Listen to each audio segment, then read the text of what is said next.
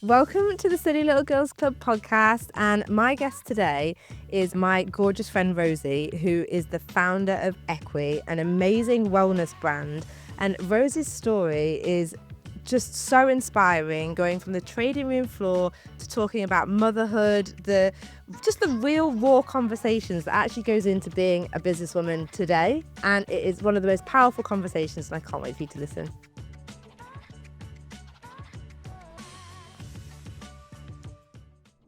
Rosie, welcome to the Silly Little Girls Club. Back in the hot seat. I know. I'm so grateful to have you on the podcast because I feel like for everyone listening, Rosie and I are friends. And so Rosie is like a phenomenal businesswoman, and I'm in awe of you. So having you on the podcast and, just being able to share a little bit. Very biased and far too kind. Definitely not biased. I'm definitely not biased. And I just thought, just to share, like, what you've done, what you've built, and that your history, it's mad. So, I mean, for me, I always like to tell when people ask me about my friend Rosie, I'm like, yeah, she's this badass that started on the trading room floor, kicking ass, and then, went off because that wasn't right, and has just built this dream. Oh, really. thank you. It's so funny because you hear your own story so many times, you just think it's so generic because there are so many women who've left corporate and started something. So I don't think it's that badass or special in any way. So thank you. That's a very complimentary. So I started in finance. I studied economics at university. I always knew, but I went to a school that was like, you're either a doctor, a lawyer, or a banker. And that was it. So I wanted the glamour of working in the financial sector, and kind of geared my education around that. Studying maths and economics, and then went and studied economics at university. And then by the age of 20, I was working at Goldman Sachs. And I did a year in between my degree and in the city down on Fleet Street, which was just mind blowing. If you can imagine at the time. And it was at the time of the financial crisis, so 07, 08. Yeah. And just experiencing that was pretty amazing. Yeah. Not knowing what the hell was going on and like all these meetings and, then learning about actually what was happening. So that was an incredible experience. I then went back to uni, finished my degree, and then went straight back down into the city. So I worked as a trader at a hedge fund for a little bit. Which is wild. And it was actually wild because this hedge fund was in the middle of Soho. Do you know where on Broadwick Street? And it was on the top. Do you know where Uatcha is? Yeah. Yeah, the corner of Broadwick and Berwick Street, on the top of that building. And I would have to get into work every morning at 6 a.m. So I'd get the bus down and get off at Shaftesbury Avenue. I lived in Islington at the time, at like 5:30 in the morning. And Soho at that time in the morning is still going. Right? Yeah. And I had to walk up what they call, where the box is, Second Alley. And it was literally like, I'm walking to work to go like... All suited and booted. And there were like, some of the sights you'd see were hilarious. But I worked there with a load of old life boys. So who, they were the old breed of traders. And I was the only girl. I'd gone to public school. I was Northern, or I'm Northern. They are like Essex boys, born and bred, life traders. And it couldn't have been more chalk and cheese, but we got on so well. That's so good. But I loved it. I did that for about 2 years and then went back onto the sell side and worked at JP Morgan for 5-6 years in equity sales, selling electronic trading and equity sales. But I was on the trading floor. God, 1,000 people. It was that like what they call a bullpen type thing. No, that was the life floor. So right, fine. that was all there in the pit with the hand signals, actually trading. Then it went all electronic. So it was just 1,000 people sat behind their 10-screened desk, chasing numbers up and down a screen. But amazing experience. Yeah. And, worked with some incredible people. And was that still quite male heavy, that part of it, or was that more mixed? At the time, there were women on the floor. Yeah. But no one in a senior position. Right. I don't know if that's changed. We'd hope so. You'd hope so. Yeah. This is 10, 15 years ago now. Yeah. So a lot has changed within that time with the whole Me Too movement and, you know, whatever. Yeah. But yeah, it was still very, very male dominated. Yeah. Wow. I actually wrote my dissertation I did a labour market study called Sexism in the City. Oh my God, I love the title. Oh my God, that's so good. Because I had access to this labour market through my time at Goldman, that no one really did have access to. Like no one in banking is going to say to a student, oh yeah, this is my thoughts on working. But because I built a network and had a load of friends, I was able to do this analysis on the labour market. And this is not breaking any news but it's stating the obvious. And I surveyed about 200 people and asked them, men and women, how do you feel your pay is? You know, how do you feel your position is and treatment? And it was interesting that men were very ambitious and felt that they should be getting paid more for what they were doing. Women just felt happy with their lot. Oh, That was, and again, this is 15 years ago, 20 years ago, but it's quite indicative of the environment and the culture and the fact that actually women were doing a man's job in a man's world. Yeah. They're allowed to do it. But once they went and had babies, as women do, you know, it's not really set up for that. No. So I knew that going into it. Any woman with a brain cell would figure that out within, you know, a month of being which is not right, but it's like, you know, you've got to be savvy sometimes. And also, what do you do? Because ultimately, I don't know, like, I'm torn on this. Like, it's a business at the end of the day. It is a business. And unless the government are backing it and helping, which they are stepping into, you know, they are trying to do it. But it is a business and you've got to, it's business first. But I don't know. It's impossible. But I didn't even know that you did a dissertation on that. That's wild. The title of it is just, Jeff, it kind of says it all, doesn't it? I'm just like, I need to read this dissertation. This shit needs to be published. Like, that sounds well, like... I tried to get it published. It was set to be published in the American Economic Journal. But I needed, this is so boring. I needed my tutor at the time to like add in a few more mathematical bits to it. And we just never got around to it because I left the city and went straight into work and then it never happened. But it was going to be published and maybe it's still there. Could be with it. So what was it that made you leave that environment?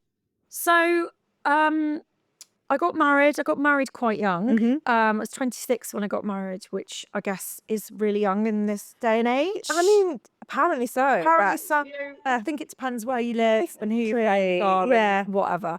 And I knew I wanted to have babies. And I love work. Like work is, I find it quite defining. No, you agree with me on that. And I didn't want to do what a few women around me had done, which is work their maternity and then not want to come back. And then you're stuck at home. You've got a huge responsibility with the children and getting anything off the ground or restarting a new career, or, you know, finding a new career is, I think would have been pretty hard work. Yeah, for sure. So I decided to leave, and the idea for Equi had come up, you know, simultaneously, stars being aligned, and give myself a good year and a half before we tried for a baby to, you know, make a stab at something different. That's amazing. Yeah. But I think, I loved what I did, but it wasn't for forever. No. But it's good that you recognise that, you know. And I think I recognised that pretty early on. Yeah, you'd kind sounds of like that dissertation straight in there. Poison reality. Note to future self. Fuck this. Get out. But my husband works in finance, and I think that it's really it helped our relationship, particularly when he was at a bank. He was very senior at a bank. I understood what he was not up against, but I understood the world that he was in, and I think that really built, you know, stronger foundations in our relationship. I love talking about the markets. I find it really interesting. We've still got a lot in common there, which is great. And he happens to love wellness. Apparently finds it interesting. But it's nice that you've got that support and you have that support to be able to go, you know what, this is where we're going. I'm happy to, you know, to do have the children and do these things, but at the same time, I still want to build something, and having that support network. He's so supportive. Like he's my biggest supporter, and you know, I couldn't have left the city and lived the life that I live without him. But it was a decision we made together, and he was completely behind it. Yeah. So I think it's so nice. I think that there's there's this big stigma around like being a professional woman at the, like in what we do, that we feel that we need to do it all ourselves, and that's not the case. Like independent woman. yeah, and there is an element to that, and there is that hustle culture. But I think people just recognizing that support, and that if you have that anchoring behind you, it just helps. I think it's also, well, for me, it was a necessity. And I think for a lot of women, it's a necessity. But I think it's very indicative of the type of person you are and the relationship that you build with the man that you choose. Yeah. But I wouldn't have gone for a man who wouldn't support me and didn't believe in me. And, he does. And we've built this life together. So that's amazing. I actually love that. I can relate because obviously Greg is the same. Yeah. I've never met a bigger feminist than Greg. Yeah, totally. It's ridiculous. But it's funny because Tom is also very much like he's still very traditional is the wrong word, because he's not like that. Men are men and women are women. And why are we trying to make women fit into a man's heart? Like, shouldn't say that. No man's hole. But why are we trying to shape me into a baby? It doesn't work like that. He's like, that's just the way. That's just biology. Yeah, it's times, it's stages in our lives. It's what we go through as women, and we need support from them at different times. Exactly, and more understanding that we are different, and especially when it comes to like mat leave and motherhood. Yeah, like it's crazy. Like I was writing a piece, I can't remember who it was for, like a press piece on like about specifically the pay gap because of mat leave and like what that does to us as in our pension pots. Yeah, like I think it was The Guardian that published this thing that said that the average retirement age of, I think it's 67 or 69, I don't remember exactly, but a man retiring at that age on average would have about £260,000 in the pot, compared to a woman that will have 67,000. No, really. Isn't that fucking crazy? But it's a lot because of, that understanding and people trying to fit into different things and not thinking about flexible working and different things to get women back into work. It makes me really sad. Like the stress that must put on people later down the line. Yeah. No, it's mad. I mean, we get onto that with Equi, because I know you do this amazing flexi working thing for your like women team, which is insane. But let's talk about Equi. Like how and when and like. So we as I said, I knew I was working really hard. You can't do it by halves in the type of job that I was doing. But I knew that it wasn't a forever job, and I wasn't passionate about it. And I wanted to work for myself, and this was always in my mind. I had been put on the pill when I was a teenager for my problem skin, as they do with loads of I mean, they're still doing it. Yeah. Like bizarre. It's bizarre. It's absolutely bizarre. Yeah. And then it's like, okay, just have a Accutane. And it's like, like, it's just, I know, it's crazy. Yeah. But I was on it for, 10 years. And every time I tried to come off it, my skin would erupt. So I went straight back on it. And I mean, really deep cystic spots all over my chin and neck. It was horrible. Anyone who's ever suffered with breakouts, like it's men and women. People speak to your spots. They don't speak to you, and you just you're trialing the makeup on, which is making it even worse. It's just not very enjoyable and it's stressful. Anyway, so we knew that we wanted to try for a baby. I was very cognizant. I'd been on this hormone, artificial hormones for so long, and I wanted to give my body a break and time to rebalance before I got pregnant. And my skin was awful. And I was riding it out. And Alice, who is my business partner and one of my close friends and one of my oldest friends, so we met in the first week of uni and lived together. We've been great mates forever since. She studied biomedical sciences at uni and then went and did a second degree in nutritional science. Wow. And she's a registered nutritional therapist. She has always had a clinic. She still practices now. She's still seeing women one-on-one, helping them with all of their wellness concerns. She said, come in, let me run some tests, see what's wrong with you. Long story short, nothing was that wrong. I was just out of whack because I've been on the pill for so long. So she got me on a range of about 10 different supplements, which had the most profound effect on my skin health and my overall well-being. My spots literally stopped forming within a week. Unbelievable.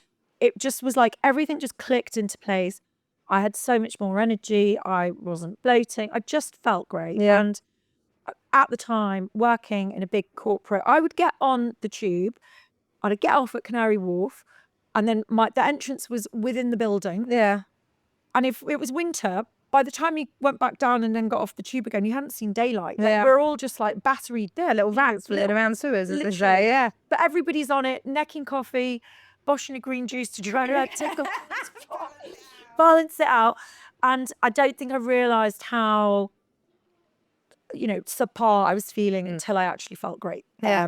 It's always the way. I know. Well, yeah, exactly. You don't know till you know, do you? So these supplements were only available through a practitioner. I was spending about $350, $400 a month with a discount. It was a pain in the arse to take. There's a lot one there, I think. It was a lot of products. There were pills, there were powders. It was a faff to take, and I was desperate. Yeah. But once I got better, my skin got better, I knew, like, sod that. Who's got time for that? And that's what she sees in her clinic. Like, the compliance is great to begin with. Yeah. But once people feel they're okay again, it just trails off. Course. So at the time, and the market's come a long way in 10 years, but the products on the market were so crap. Like, you just run of the mill, bog standard. It's quite a loosely regulated market, the supplement market, and a lot of brands just do the bare minimum. Yeah. And not get good quality ingredients and all that. low quality, basic formulations, and we knew that we could do something better. So we thought if we could combine these 10 products into one, it would remove the confusion for women of what to take for supplements, because it's a full supplement range in one. So it's your multivitamin, mineral, probiotic, digestive enzymes, superfoods, herbs, medicinal mushrooms, collagen, resveratrol, hyaluronic acid. So there's about 50 nutrients in each formula. Yeah. And the reason they're so effective is because the whole body is so connected, and everything needs to be nourished and working optimally if you are going to feel your best. Yeah. So for the consumer, what they get is the fact that it's an all-in-one easy solution. It removes the confusion. It removes the faff. Yeah. It makes being consistent easy.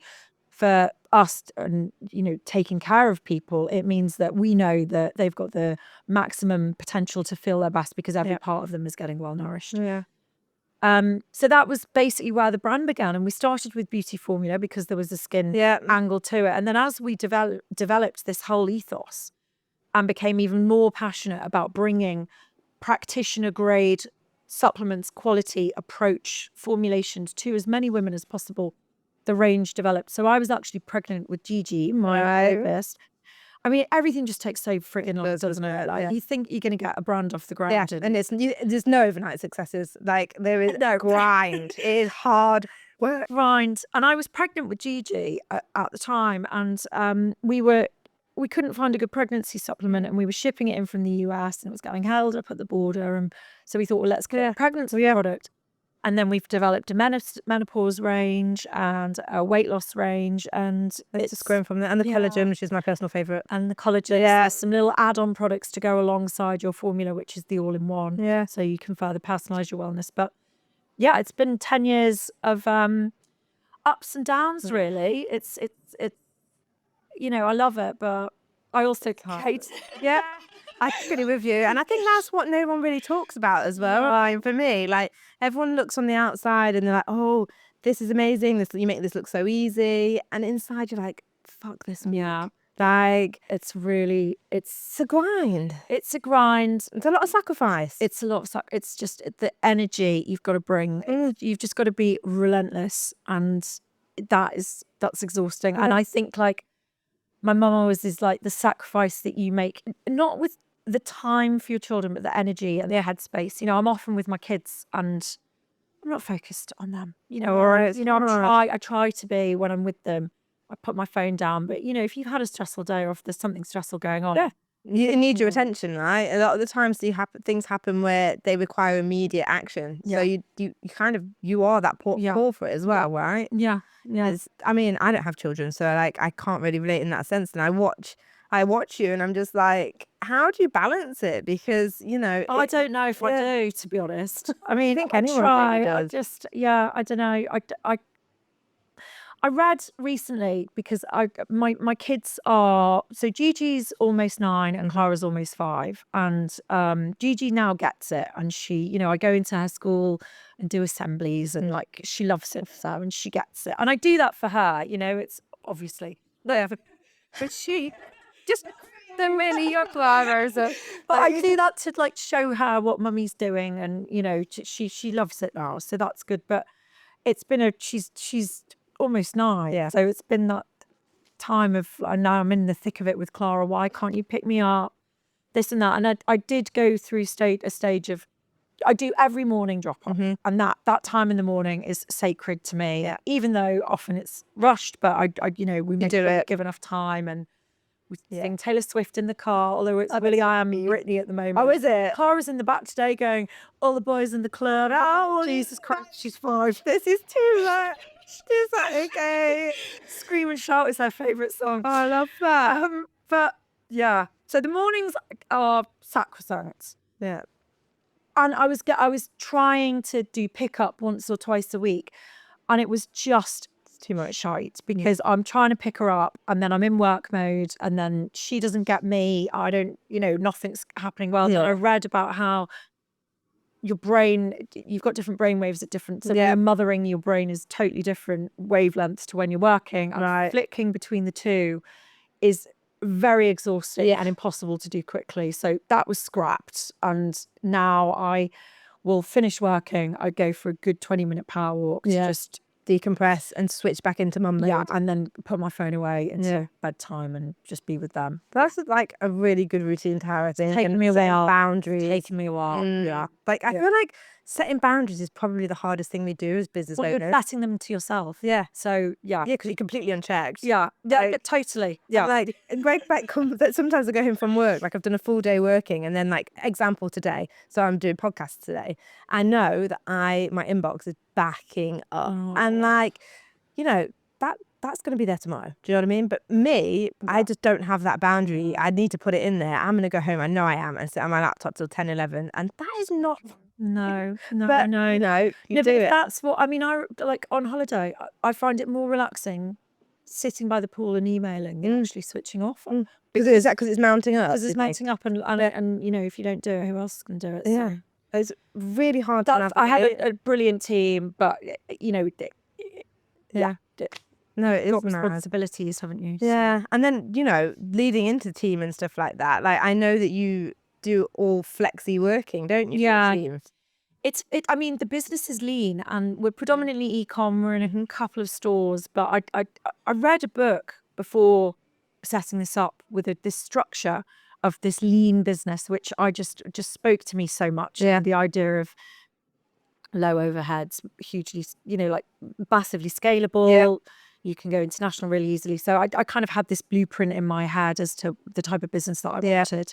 A product business with repeat purchase. So that's what I mean when the stars were aligned, and then that happened, and it was like, wow, this is meant to be. I've now got 2 kids. Alice has got 2 kids. She's also, you know, got a busy clinic. She's got her nutritional responsibilities. The majority of people that work for Equi are working mums, and we have a complete flexible working structure where they tap in and out when they need to. You know, if they need to go and do anything, there's never a question on that. You know, we've got set times where we have meetings every day, and we touch base, but it's very, very flexible. I find that for them, that, you know, makes life much more easier and enjoyable.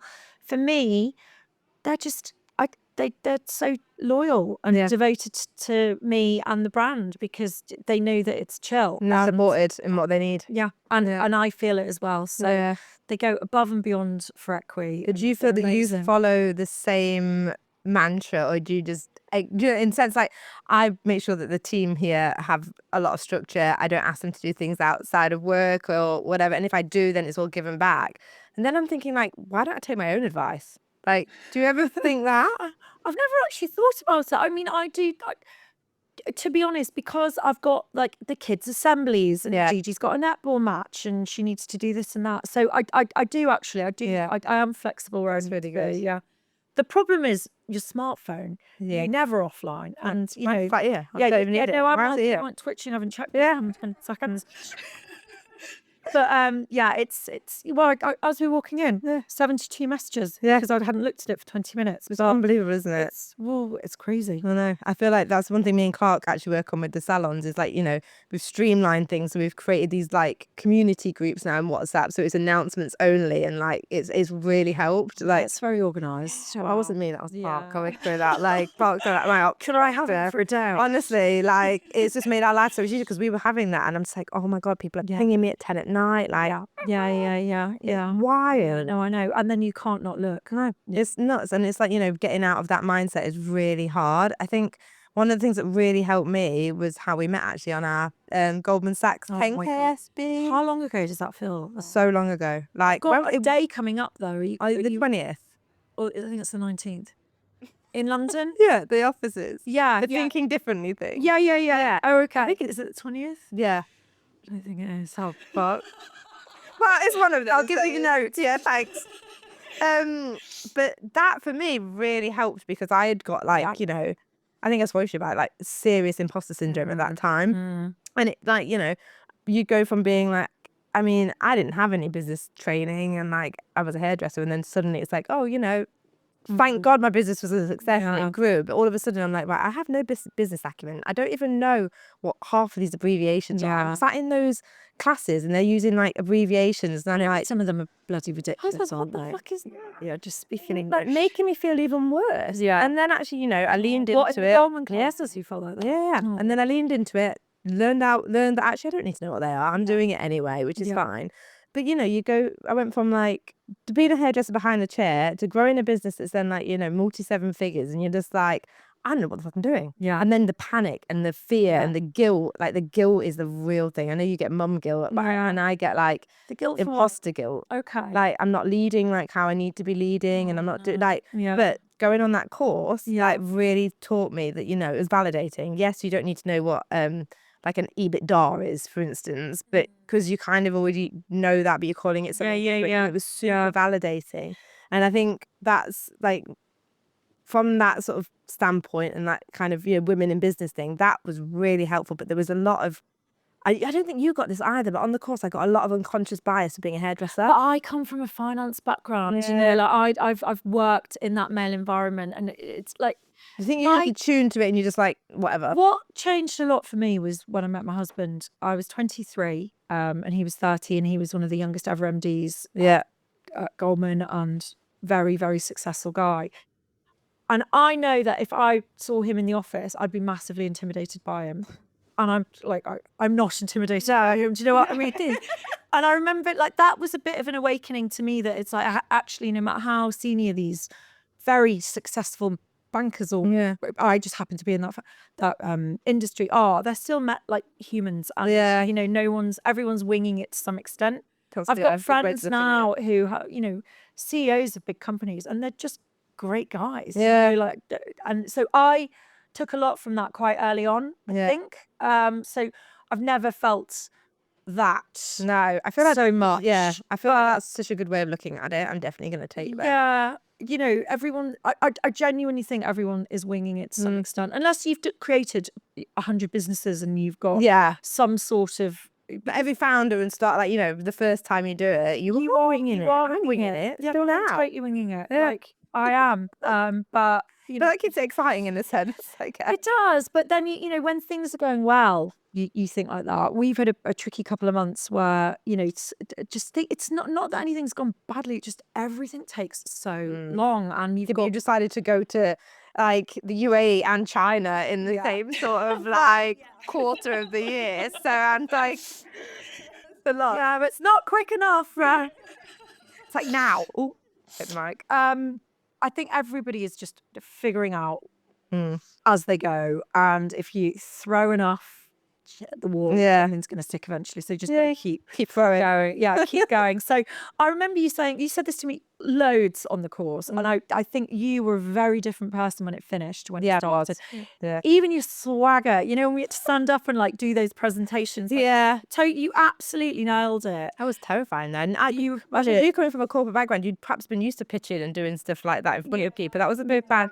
like, so for context, we had to, at the end of this course, we had to stand up in front of everybody else that had been on this course. On a load of bankers. They got a load of bankers in. Yeah, Goldman Sachs people sat there, and like you had to pitch your business growth plan. Yeah. And like, and numbers and stuff like that. And you know what? That was the turning point where I got my confidence. You were great. I'd like, up until that point, people had kind of on the course, and not my direct like growth groupies and like my friends that I'd met, but like the wider group, they kind of was like, oh, you're the hairdresser. And I'm like, okay, yeah, I am. That's cute. Like, nice, thank you. Wow. It was fucking weird. And then after I did that presentation, You realised that your business is bigger than any. I think they realised that my business was bigger than theirs. And all of a sudden, towards that last part of the course, they were asking me for advice. And that's where my That was your confidence came. moment. That was my moment. Yeah, because my moment was that realisation with Tom. Yeah. Sorry, babe, I love you. They're not intimidating, but you. Yeah, I think everybody's got to have that moment, right? It was like piff, like just like click, and I was like, but you've done bloody well considering you didn't feel that you were up to the job. no, I still don't know. I still feel like I don't know what the fuck I'm doing half the time, and I decided now to make a podcast. I was just like, let's just shirk every responsibility. What are we like? Let's just sod it. Let's just film a podcast and leave it next door all at the same time. Oh yeah, next, yeah. Oh God, why? But this is the thing, isn't it? When you've got that drive, you're the same. Because I know you are. When you sat here, it's just well, that's it. It's just resilience, isn't it? Casual in passing when you got here. Oh yeah, we're just expanding into China. Well, it's an exciting deal. I'm really excited about this. It's really exciting. I actually thought, I mean, when you've got the crazy plans of, and you never know how it's going to go. So no, there's not any. You can have a strategy, but the strategy is to pivot whenever you need to. And China felt like it was years away, and this opportunity came up, and it's like, well, why not? Why not? I love that mentality. mentality. Just the Middle East this year. It's going great. Yeah.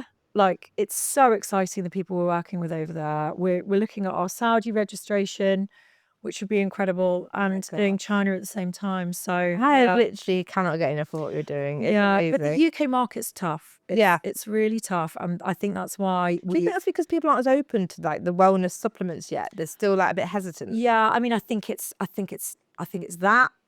So yeah, I think we're quite skeptical of supplements. I think the market is very, very competitive and too loosely regulated on many different ways, from the way we talk about these products to the way we formulate and how we've got to report. Like, people should know the quality standards that they're buying, but people still want to walk into famous chains and get a penny supplement or have a hair gummy, and it's just, there's a massive education piece which people are waking up to. But it's also like, look at the economy, look at the election this year, the budget still isn't out. Oh my God, don't tell me today, isn't it, I think? Yeah. Like, it's scary. People are, and especially like our target market, where the government are targeting what's going to hurt. That's who we're targeting. So I'm not surprised. And the thing with supplements are that you don't just buy them once. No, it's not like, oh, I love those shoes, I'm going to save up and buy them. It's an ongoing thing, and it's an ongoing thing. And I get it. It's an expense. I know, but it's just one of those things, you can get it in people's hands and get them feeling great and show them, and then they convert. But it's just that initial bit, isn't it? But our repeat rate is just insane. I know this because I've just had to do this, talking through like our whole strategy. Which is beyond pivot in China. We thought we have a bit more of a better strategy because I'm not involved in devising it. But our repeat purchase rate is bonkers. So if somebody buys, 50% of them rebuy within 2 months, which is literally unheard of. And I think that 50% drop off is people that can't remember to take it, get it into their daily routine. You've got to take this consistently to feel the benefit. If somebody buys the second time, 90% of them buy a third time within 60 days. That is bonkers. That is insane. It's bonkers, and it just goes to show that your product's amazing. Well, the products work. And we developed these products to help women feel to be those go-getter women, because you've got to have the energy, you've got to have the brain. But we have to do so much, don't we? You've got to have your hormones in check.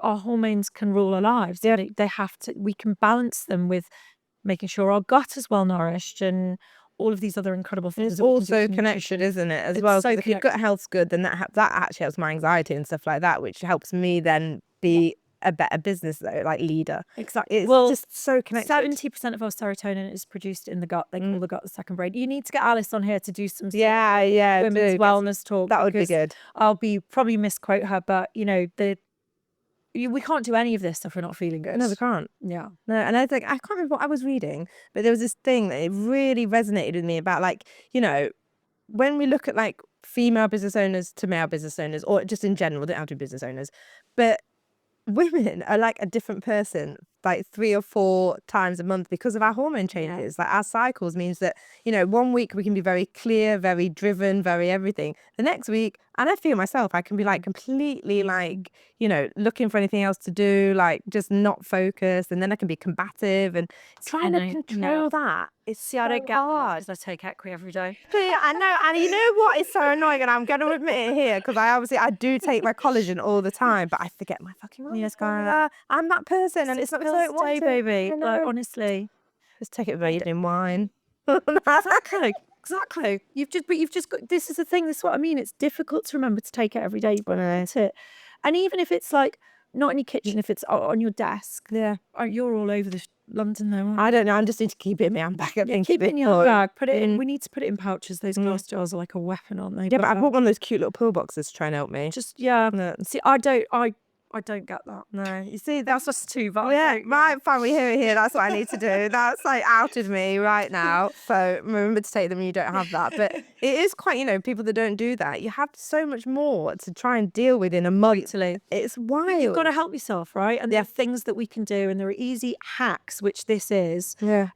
You know, there are so many other things that we can do through, you know, having good sleep hygiene and exercising and blah blah, and listening to our body when we exercise and not getting up to do that 5 a.m. spin class if we're tired. Yeah, you know, and all of that stuff. But yeah, you don't have to be feeling like that. No, it's well, thank you for that. Good to know. I'm gonna go.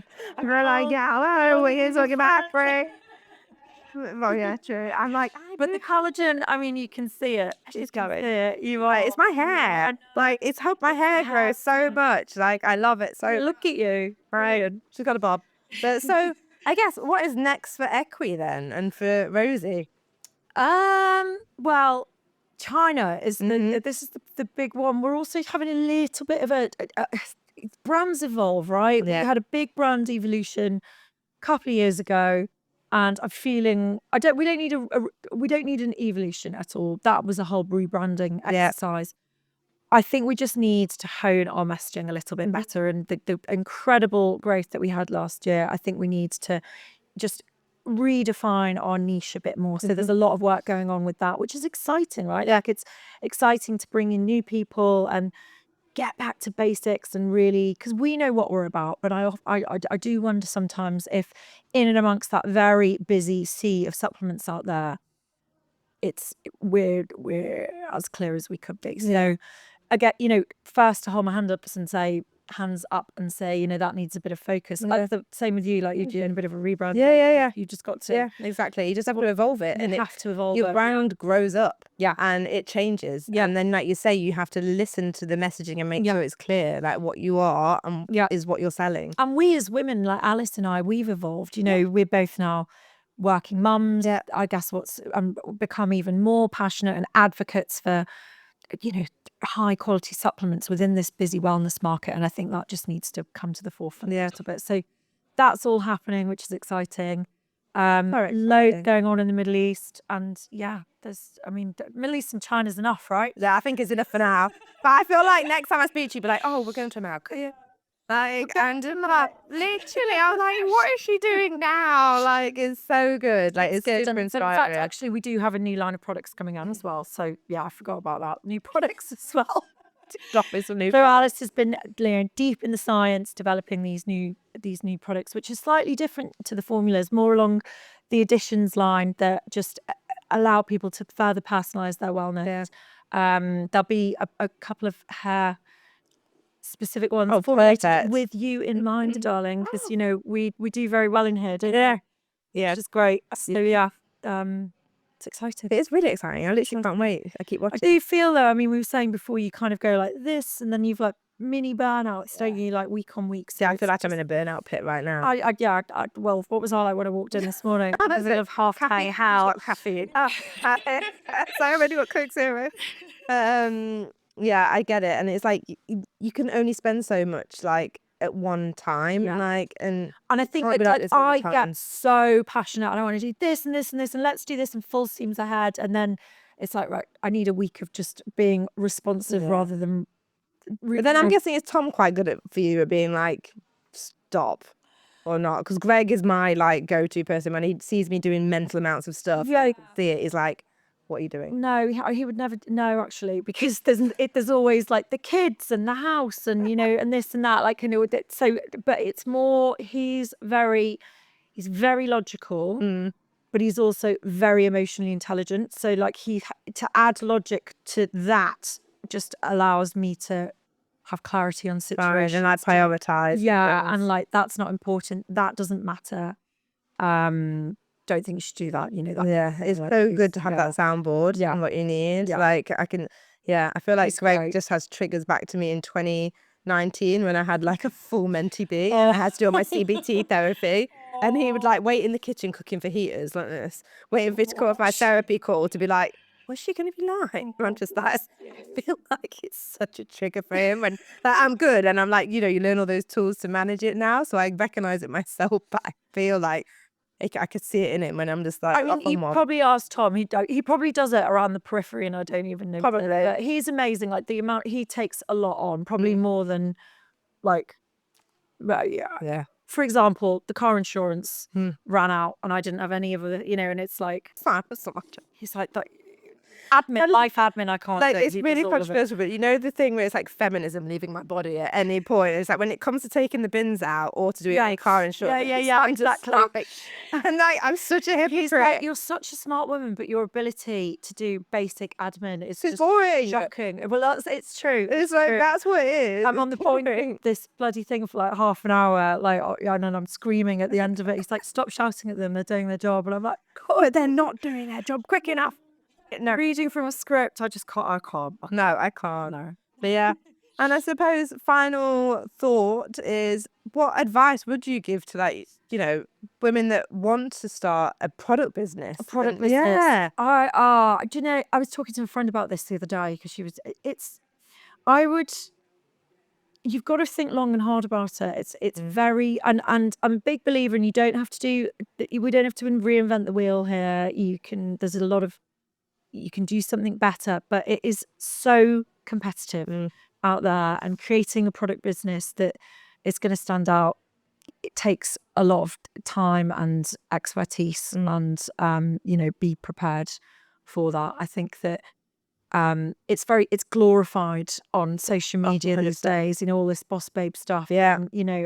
I worry that it's almost misleading to people coming out of school thinking that they can just do that. I think that had I not had my grounding in the corporate world, I'd be absolutely screwed, because that teaches you resilience and tenacity. It really does. Yeah, for sure. Bloody hard. That environment, of course. If you're not resilient, you're not making it. And getting up every day and getting into an office and staggering down Sex Alley in Soho. Not going at it. But I mean, you worked as a hairdresser for years. Yeah. You honed your skill. You saw how you could do things differently. I worry about what we're creating with this whole entrepreneurial coming out of school. And I've interviewed loads of people who are like, I just want to work from a laptop. Yeah. Well, what do you want to do? And they see it on Instagram and it looks glamorous, and it's not. It's isolating and it's hard work. It can be very lonely. So I would, to anyone, I would highly recommend getting a first career before doing anything like this. Yeah.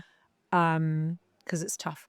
And also, you don't have to start your own business. You can go and work in a really cool business. You can go and be part of a startup. Yeah. You can go and, like, you can be a lawyer, for example, and then go and be a lawyer for all small businesses or as accountants or whatever. That you don't have to necessarily do that. Sorry, I'm being quite negative, aren't I? But No, it's it's true. right, It's but like, you know what? This is what this podcast is for, is to actually have honest conversations about stuff like that people don't say, because it is glamorized. And, yeah. you know, people from the outside look in and they think, oh, that's easy, I'll do that. But they don't Or it's see, fun, and it's like, yeah. but they don't see the hours that Yeah. goes into it, the guilt that's there, Money. like the crying into the red wine at Yeah. night. Well, totally. Yeah. There's the money. The money. And I think that when we were growing up, you know, you started your job, you had your career. Now it's cool to have different careers, and you should do that through different stages in your life. And that's okay. It doesn't necessarily mean having your own business. So yeah. Yeah, amazing. Well, there we have it. Well, thank you so much for coming on, Thanks for Silly having Little me. Girl. Thank you. While I have you, it would really help me out if you could just hit follow or subscribe, depending on which platform you're getting your podcast from, and I can keep bringing you these amazing conversations with these incredible guests. And yeah, I will see you next week on the Silly Little Girls Club.